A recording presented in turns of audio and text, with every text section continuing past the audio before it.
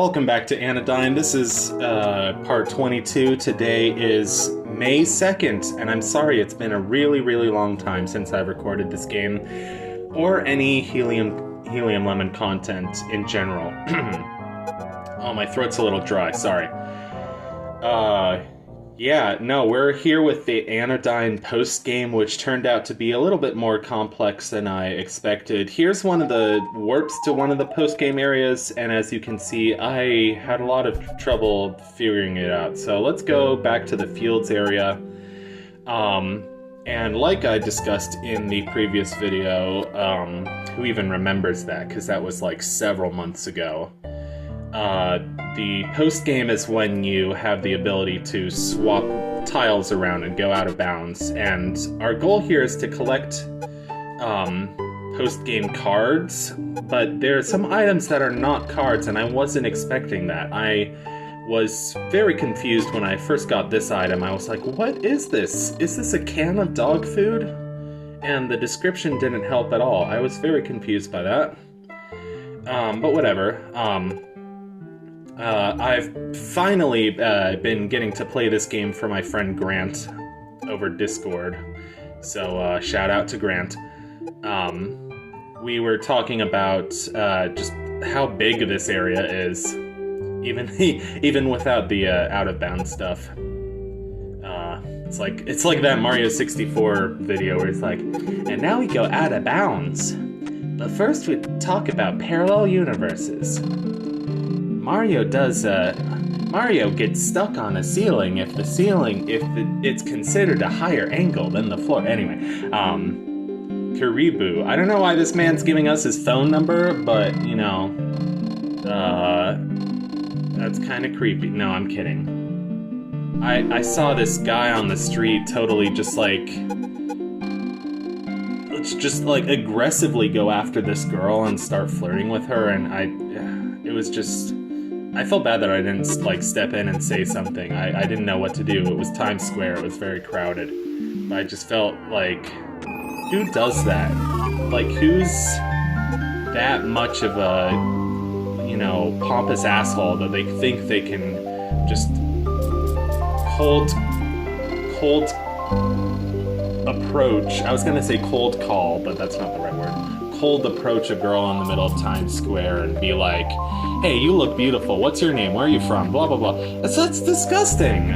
First off, don't get in my business. Like, if I'm walking through Times Square, don't fucking talk to me, you know? But anyway, that's neither here nor there.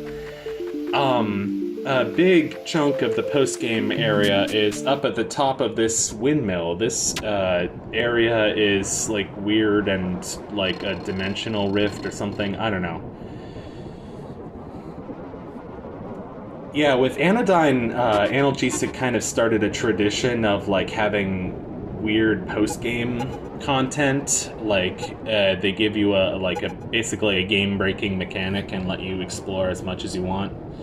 The thing, though, with the tile swap is that it's really easy to just soft lock and get yourself either stuck in one of the game's walls or corners or a situation you can't get out of.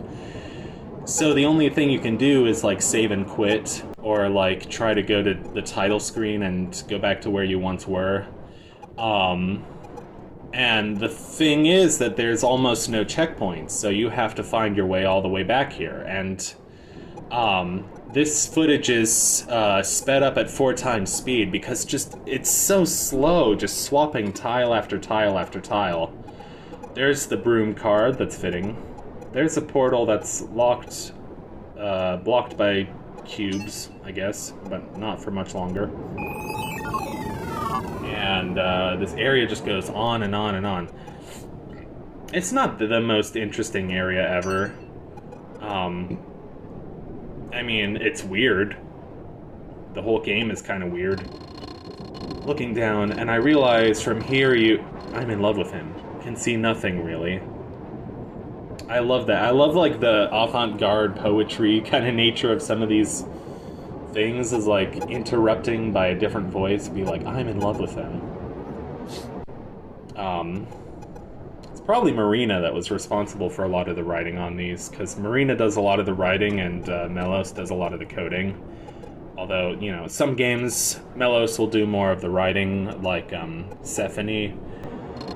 My apologies, but yeah, we, on the mess here, ought to keep in touch, or that portal should, and I will try to give you my opinions, return you to the land. They're both great writers, but like Marina in particular, she's a really talented writer. Yeah. Like, her style really comes through in Anodyne 2.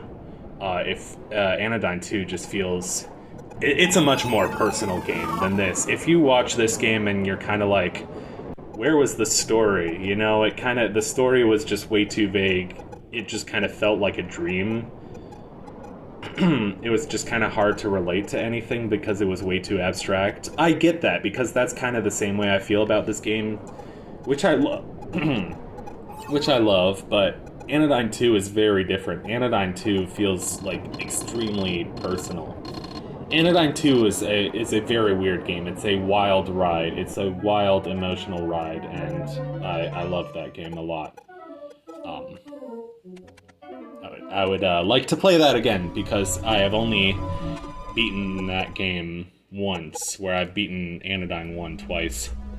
So, you know. I've beaten Even the Ocean 3 times, but I don't know if that counts, because that was once on story mode, once on normal mode, and once on gauntlet mode. So there's another way to get to this area, and that is by going through the woods until you find the secret entrance.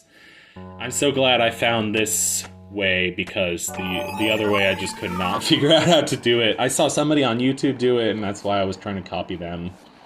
But then I realized, yeah, so this area is weird, and it's very dark. I apologize. It's kind of not that interesting to look at, but here are a lot of like sketches of Young, different poses of Young. There's also some characters that look very different, and while it's speculated that those are also like early versions of Young, I believe Melos in an interview has confirmed that those are actually some prototypes from a few different games, so it's not all Young. Because there's that one long boy in there who looks very different from Young. Actually, when I was playing this game with Grant pointed out that, oh yeah, the game freaks out if you go outside areas that it wants you to go, so you can go, like, we're out of bounds, but you can go out of bounds, where there's just nothing there, and then the game will just, like, glitch out as a way of letting you know that, hey, you're not supposed to go here. Yeah, Grant pointed out that, like, those statues at the end of each of the dungeons actually, like, are statues of Young, just, like, with different things behind him, and I can't believe I never noticed that.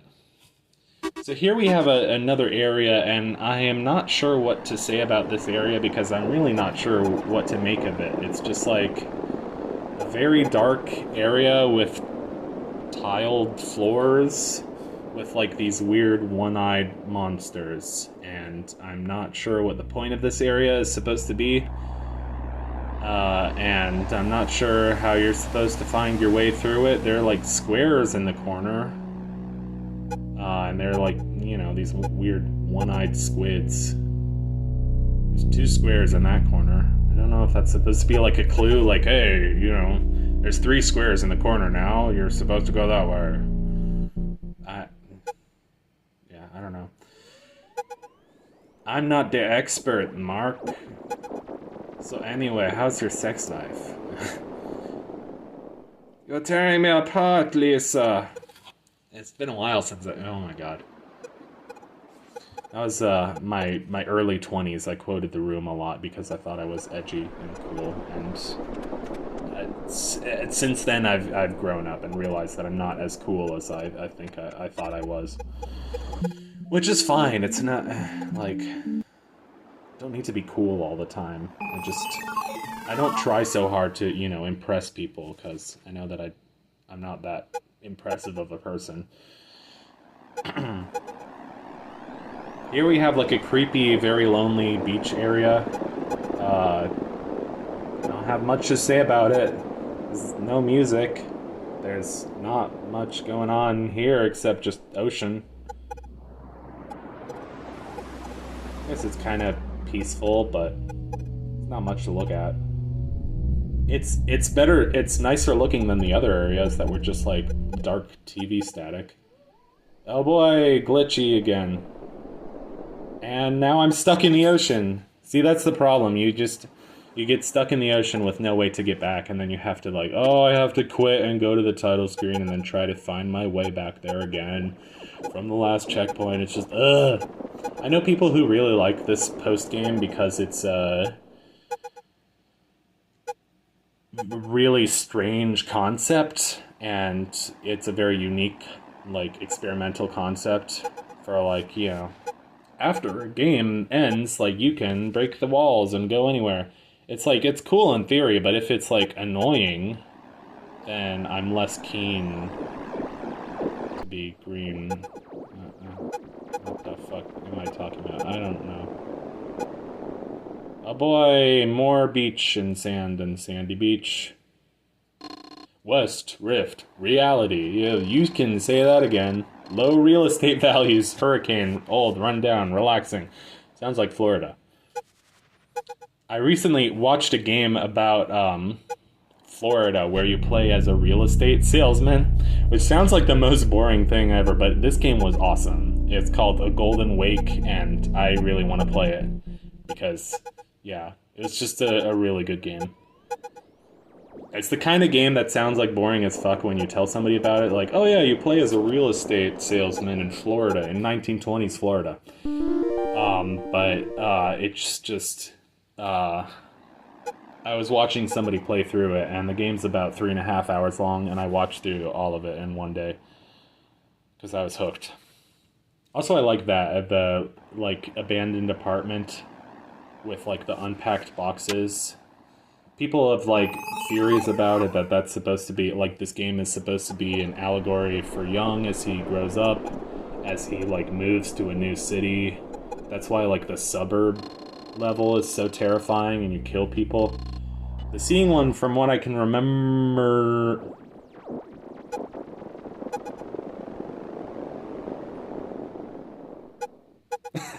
I stopped awkwardly there. I paused for quite a bit. Finally, we got the card that has the rock on it. So now we have 42 cards. Perfect. Just a few more. So yeah, sorry that this video took so long to come out. I look forward to finishing this game for you guys, and probably nobody watched this video, but that's fine, because we finally made it.